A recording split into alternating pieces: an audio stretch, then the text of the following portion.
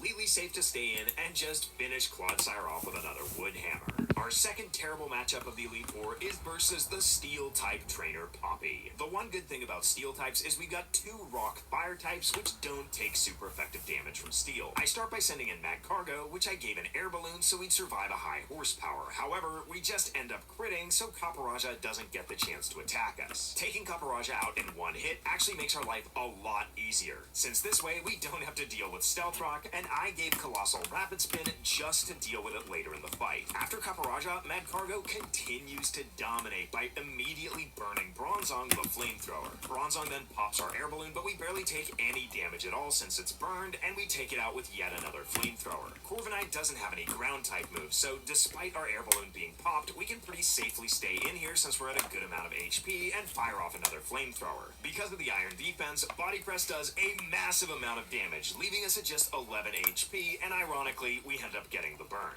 Then at the end of the turn, we finish Corviknight off with another flamethrower, meaning Mad Cargo just soloed 3 of Rika's Pokemon. Against Magnezone, we've got to set ourselves up in the perfect position to take on Tinkaton. To do this, I start by sending in Probopass, and after Magnezone sets up Light Screen, my Earth Power definitely does a lot less damage. However, it doesn't actually matter how much damage this Earth Power does, and in reality, all I need to do is go for Volt Switch at the end of the turn so that we get a safe switch into our Focus Sash Lycanroc. Drill Run would have been quad effective here, but I go for Close Combat for the 100% accuracy just to make sure we don't take any damage here or mess things up. In this case, the defense drop is actually a plus since we want to be taken down to 1 HP by Tinkaton's Gigaton Hammer. In case my plan isn't obvious enough, I'm once again using the Focus Sash counter strategy to immediately take out Tinkaton, which ends up working out for us perfectly.